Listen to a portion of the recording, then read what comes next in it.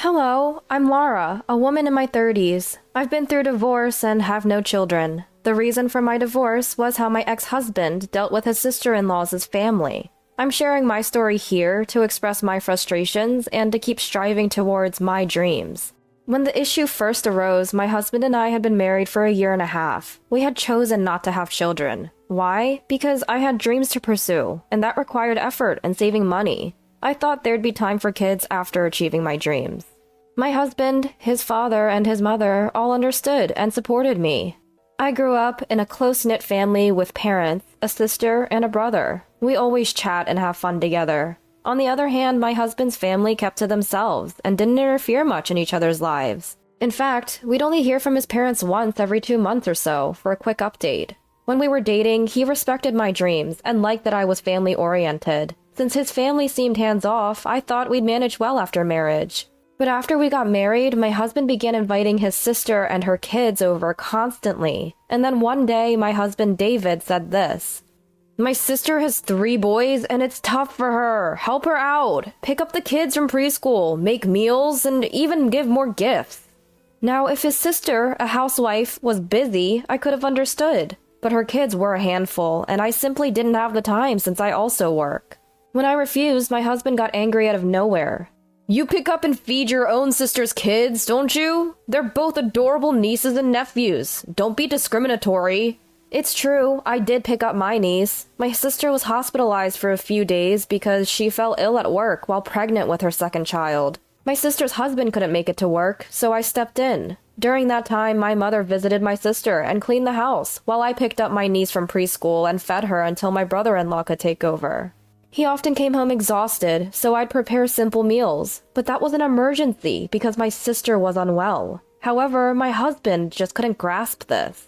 Honestly, I wasn't keen on my sister-in-law's kids, but I've never treated them differently from my niece during birthdays or Christmas. "You took care of your niece, but you won't take care of your nephew?" Taking care of my niece was different. She's my relative. Maybe you should handle your own sister's kid, especially since you're the one who wants to take this on. "But I work late. Picking up the kid from preschool is out of the question. And let's not even talk about my cooking skills." Having my sister-in-law's kids over was always a handful. My husband couldn't manage them all on his own. It was just too much. They'd run around, grab handfuls of cake, and fights would break out in a snap. Whenever I cooked, they'd complain it was gross and uneatable. Initially, we'd consult with my sister-in-law and her husband about gifts for the kids, buying them secretly. But at one point, she just asked for cash instead. Assuming she had her reasons, we went along, setting a certain amount to give her each time. Turns out, she was pocketing the money, and the kids started calling us stingy. I felt it was bold of her to take the money and still ask for more gifts. I didn't like these kids, who were neither polite nor careful with our things. And the fact that I was expected to be the primary caregiver was frustrating. You offered to help on your own, so you should take care of it alone. If you were helping with my niece, I would have helped with my nephew. But you never did, right? If you can't handle it, you shouldn't offer. And at the very least, you should consult me. Why are you so against taking care of them? Well, your nephew is a lot more destructive, okay? I don't want any more of my things ruined. It's different when it's a single niece versus 3 siblings close in age. Our discussion was going nowhere. We needed to cool off, and for my husband to understand my point of view. I packed up and went back to my parents' home. Divorce wasn't on my mind at that point. I was hoping for reconciliation if he could understand where I was coming from. Maybe it's wrong to favor my own blood-related niece, but back when my sister was pregnant with her, I was still single and living at home. She would come by and I'd get to feel her growing belly. I was genuinely happy for her, and I felt different about my nephew.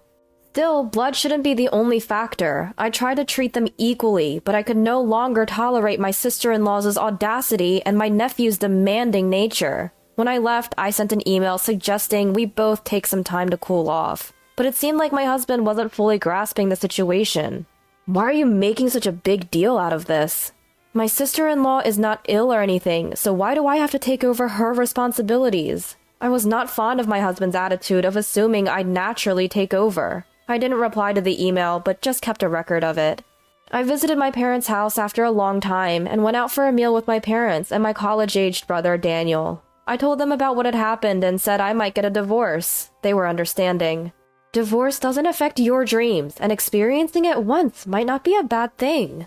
Why don't you stay here for a while and focus on your goals? I don't appreciate the entitlement from him, so why not divorce?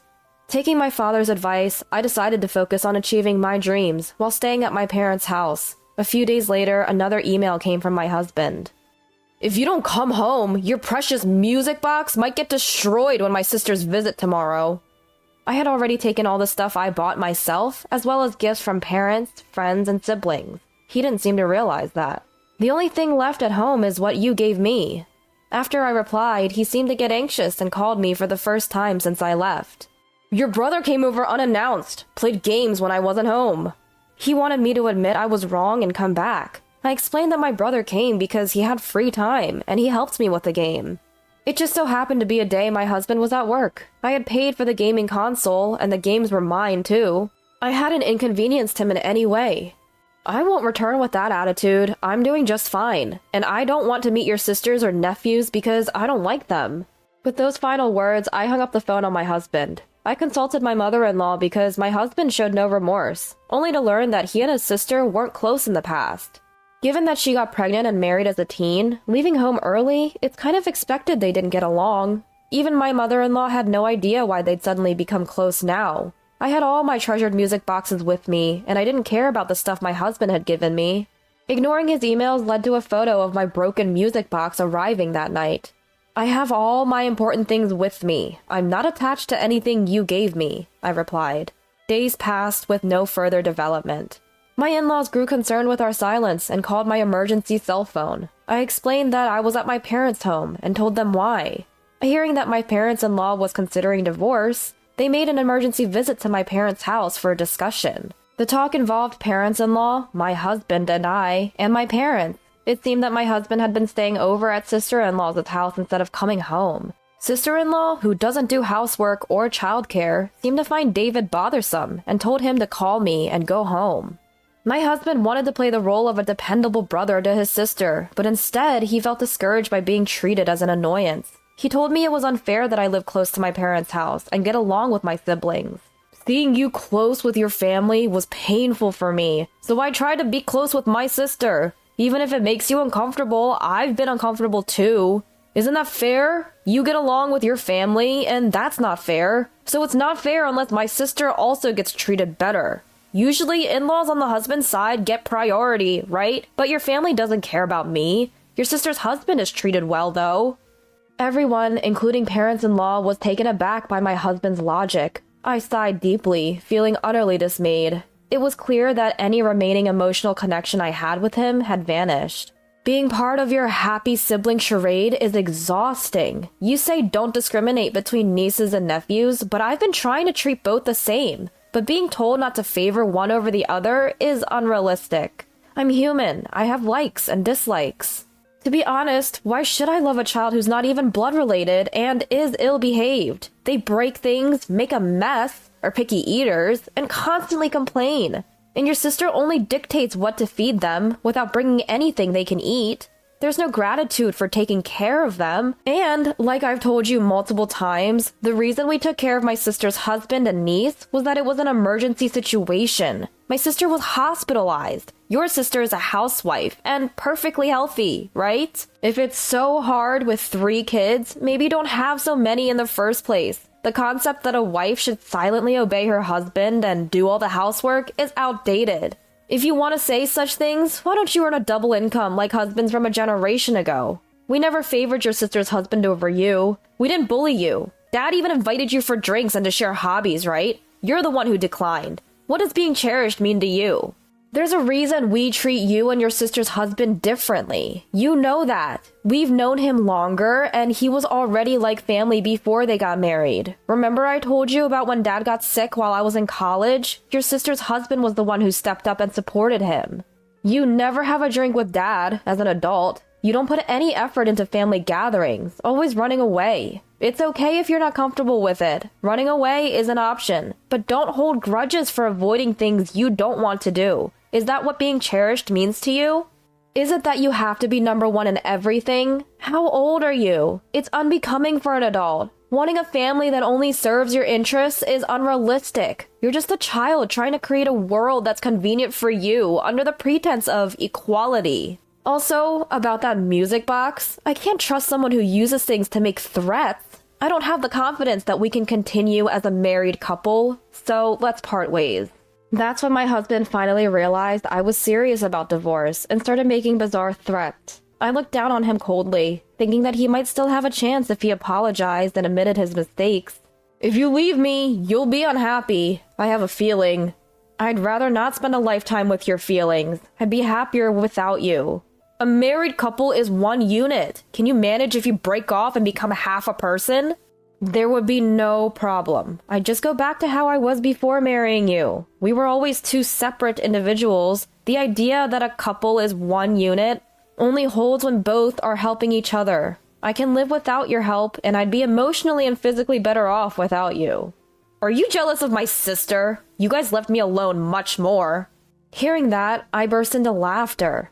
Jealous? Do you think I have that much emotional investment in you? As long as you don't bother me, I don't care what you and your sister do. If you two get along without relying on me, I won't mind. But if you ask me to take care of your nephew or cook, that's a different story. I'm willing to help if your sister is sick, but she's healthy, isn't she? Why should I do what she used to do as a matter of course? If you're going to treat me like a maid, shouldn't there be a salary involved? Isn't it presumptuous to expect me to work without any compensation? I do housework for you because you bring home a salary. I took care of my sister's husband and niece because my sister was in the hospital. Your sister isn't sick or financially dependent on you. If you want to be a reliable brother to her, then take action yourself. Don't involve me in your little facade. It seemed like my husband had been harboring feelings of inferiority towards me and my family for quite some time. He felt that since I made him feel inferior, I deserved to suffer or feel bad, as if that was only fair. I continually rejected that mindset. As a result, I secured my husband's agreement for divorce. You don't value my family, and you don't listen to me. I don't need a wife like that. Take all the savings. Take whatever you want. He signed the divorce papers, and we were officially separated. But that wasn't the end of it. My sister safely gave birth to her second child, a baby boy. As I was busy preparing to live alone, my ex-husband unexpectedly showed up at my family's home. Out of nowhere, he blurted, "I have a favor to ask. I tried inviting my sister over because I felt lonely, but she refused because I can't cook. So I've been ordering delivery, but I'm running out of money. We used to split living expenses, but now I have to cover everything myself, and I can't make ends meet. If I stop ordering food, my sister won't come over anymore. So can you help me out financially each month? We could get back together, you know." When he showed up asking for money instead of apologizing, I couldn't help but burst into laughter. What's the advantage for me to get back with you? I actually have more spending money now. I don't want to see your face ever again. If you show up again, I'm calling my lawyer. I had my dad and brother, who had come out just in time, send him away. Although he hasn't visited since, he still sends emails regularly. The more I read his incessant demands for money, the more I realized how poor my judgment of character was. I've been ignoring his emails, and eventually they stopped coming. Rumor has it he's drowning in debt and has gone on the run. I can't say for sure if that's true, but it seems he's definitely struggling financially. I have no lingering feelings for him, so as long as it doesn't ruin my peace of mind, that's fine by me. Right now, I'm living fulfilling days, playing with my family and chasing my dreams while working. Seeing my sister and her husband, it's clear that marriage can bring happiness, but I think there's also value in pursuing happiness that isn't tied to marriage. I might meet someone and remarry someday, or I might continue to chase my dreams and spend my days with my family. Either way, I want to live my life my way, seeking the kind of happiness that suits me, instead of conforming to society's general definition of happiness.